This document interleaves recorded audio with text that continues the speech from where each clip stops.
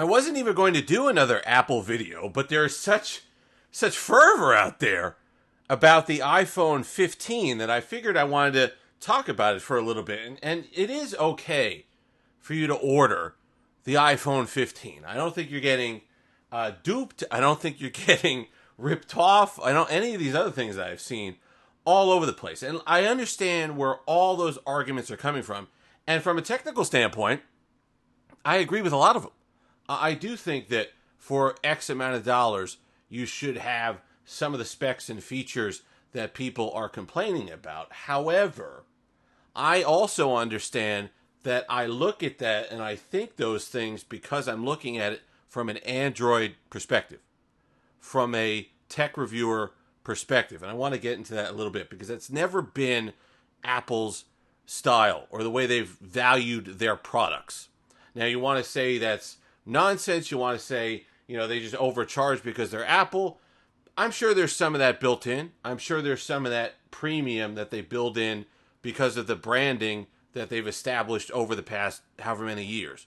But that's always been the case with Apple. You go back to the original Macintosh. People said that was overpriced for what it provided. But it was about the experience from front to back.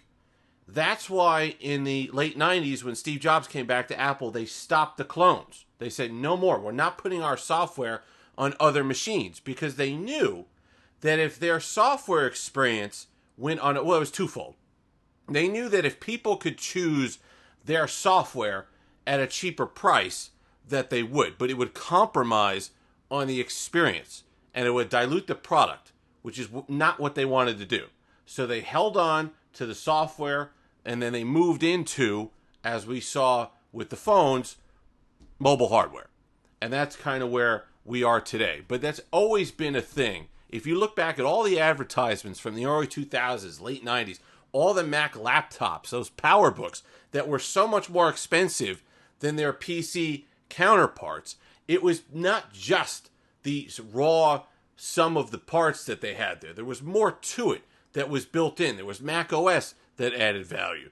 There was the different threading. There was the way that they did media that added value. I'll tell you my own experience in a moment with M2. There was a lot of things that there was their support. There was their build quality. A lot of things that went into it that they felt added more value than the PC counterpart. And for the most part, they did. We had dinner with a friend of ours last night. She was saying her Mac laptop from 2015 is just now getting to the point where she feels like she should get rid of it. 8 years later. There are PC laptops from 8 years ago that, forget it, you wouldn't even be able to boot it. So that's the difference. And for the most part, I think probably up until 2 years ago, that laptop was probably supported. So that's the value that you get and the premium that you pay. So let's now talk about the iPhone itself. The iPhone, if you're looking at it from just a spec perspective, yes, okay, that doesn't make sense from an Android side. However, from an Apple point of view, I think people are being a little nitpicky or a little cherry picking the specs that they wanted to complain about. The first 60 hertz, okay, fine. You want to talk about that? You want to talk about the slow charging? You want to talk about the camera? You could do that. But those are the easy targets because you could easily point to other Android equivalents at X price that provide this and say, no, well, this 60 hertz is wrong, this is that and the other thing. But let's talk about some of the other specs that they don't talk about that are just as inferior on an iPhone. This phone here, the iPhone Pro, iPhone 14 Pro, has a 3,200 milliamp hour battery. 3,200. If an Android, they would be laughed at for that. Now, you want to know why? Because battery life on that device with 3,200 would be 3 hours, if they're lucky. This device, when it's running well, and we'll get, iPhone still has to, Apple still has to deliver on the promise and what they have done in the past in order for these values to make sense, by the way. If they have the battery troubles extended or enhanced that they had on the iPhone 14 Pro into a 15 or something like that, all bets are off. Right? None of this stands. However, battery life on the iPhone 14 Pro, even on its bad days, was still better at a 3200 milliamp hour battery than the top flagships on their best day. There's value to that. 6 gigs of RAM in this device. Android manufacturer for $1,200, $1,000 puts 6 gigs of RAM, there'd be riots. Why? Because it would directly affect performance. But RAM management on iOS is light years ahead of usually what you get on Android. Some of them have gotten better, but it's nowhere near what you get on iOS. You could get away with 6 gigabytes of RAM and maintain flagship performance on an Apple device. There's value to that. You see what I'm getting to? It's not always about spec with the Apple stuff.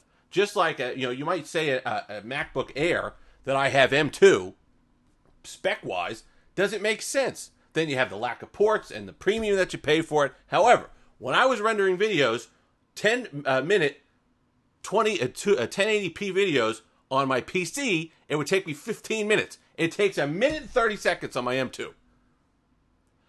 The value isn't there for everybody, but for the people who it's there for, it makes sense. If you want into the Apple ecosystem, the price makes sense. And that's why you see the people who complain about price on an iPhone don't say, oh, I'm going to get a Pixel. They say, I'm going to wait for a sale. I'm going to wait for a sale to get the one that I want. And that iPhone 15 is the one that's going to be the free carrier deal, the promotion for $5 a month or free or whatever it is to get you into the ecosystem in a well-optimized, well-built, attractive package with, yes, a 60 hertz display, but it's going to be a beautiful OLED, I can assure you that, with brightness that'll beat the pants off of a lot of devices out there that we talk about here, and a battery life that will absolutely wallop top flagships.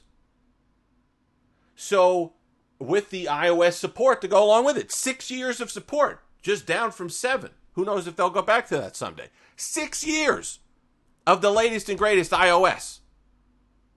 That has value.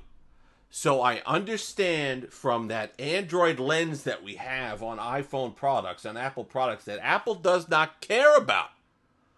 You look at the top selling phones, like not only was the iPhone 14, the regular one, I think the third best selling phone in the world, but the fifth best selling was the iPhone 13 from the year before, the base iPhone. Consumers vote with their dollars. If the experience were that bad, they would not be buying them. And don't tell me they don't know any better.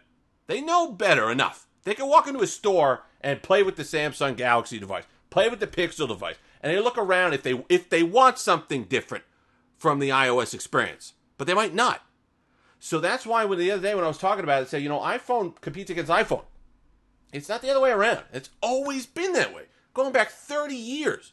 So to complain about this now, I think kind of just ignores history and ignores the fact that people will choose this experience. That was always Steve Jobs' thing, experience. That's why he wanted to control software and hardware from the ground up, the user experience. Now, you might not disagree.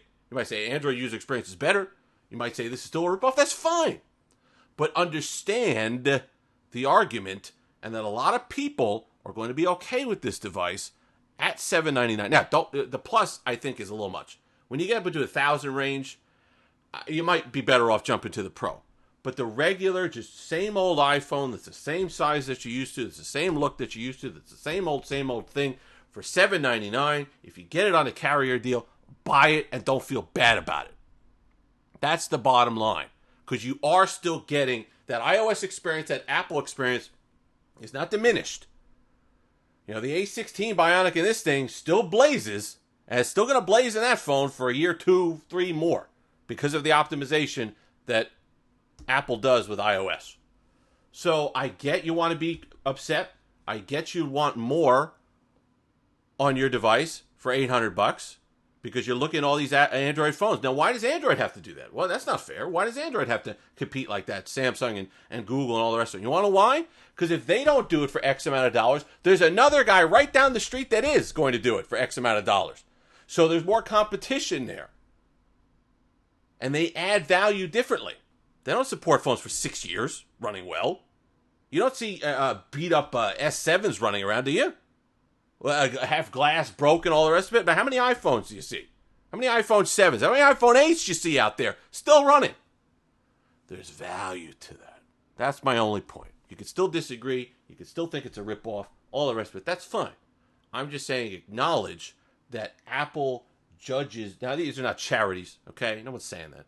But just understand that Apple judges the value of the device a little bit differently than Android manufacturers. If you've made it this far, like, comment, subscribe, all that fun stuff. Until next time, have that Steve-licious day.